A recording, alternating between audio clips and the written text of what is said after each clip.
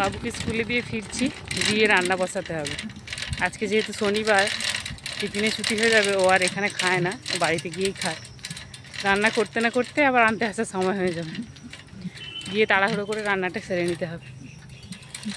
পুরো ব্লগটা দেখতে থাকুন, আশা করি ভালো লাগবে। ভালো লাগলে একটা লাইক শেয়ার করে দেবেন, ধন্যবাদ। বাবুকে স্কুলে দিয়ে চলে এসেছি, এখন রান্না বসিয়ে দিয়েছি।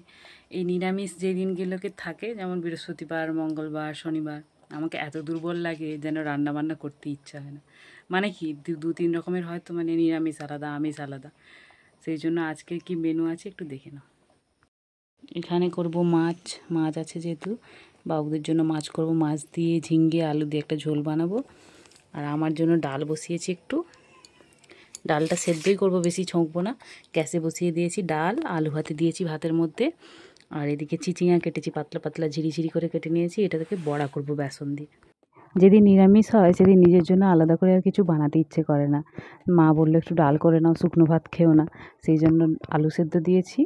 ওই যে বড়া করব বললাম চিচিঙার মধ্যে, চিচিঙাটা ভালো করে একটু জলটা নিচুড়ে নিয়েছি, তার মধ্যে বেসন, বিভিন্ন রকমের গুঁড়ো মশলা, শুকনো মশলা যেগুলো থাকে সেগুলো দিয়ে, নুন, হলুদ, লঙ্কা এসব দিয়ে ভালো করে চটকে চটকে মেখে নেব। চিচিঙার ভেতর থেকে যে জলটা বেরোবে সেটাতেই মাখা হয়ে যাবে, বেশি জলের প্রয়োজন হবে না।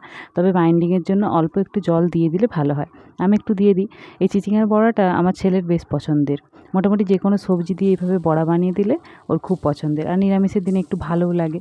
ওদের মাছের ঝোল আছে, তবুও সকলের জন্যই বানালাম, আমি কি আর একা খাবো? আর মাছের ঝোলই শুধু বানাবো, বিশেষ কিছু রান্না করব না। এই গরমে সত্যি কথা বলতে কিছু রান্না করতে ভালোও লাগে না।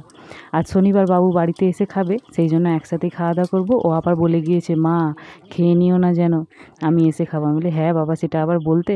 আর এই যে দেখছেন লঙ্কা ভাজা, একটু ঝাল ঝাল করে আলু মাখাবো, তারপরে আমার আর কিছু চাই না। ডালটা করছি ঠিকই, কিন্তু ডালটা সেই শেষে এমনিই খাবো, ভাত দিয়ে আর খাবো না। ঝাল ঝাল আলু ভাতে হলেই আমার হয়ে যায়।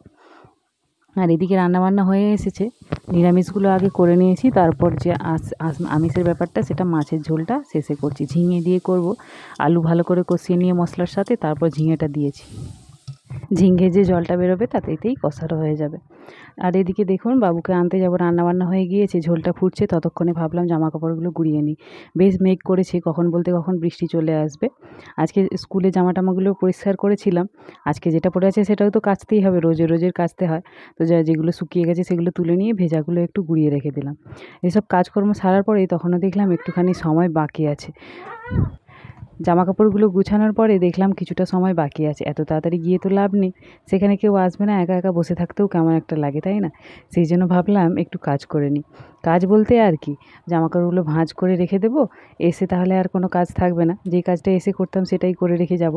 তারপর জামা কাপড় ভাঁজ করার পরেও দেখলাম অনেকটা সময় সেই জন্য ভাবলাম একটু মোবাইল নিয়ে বসি।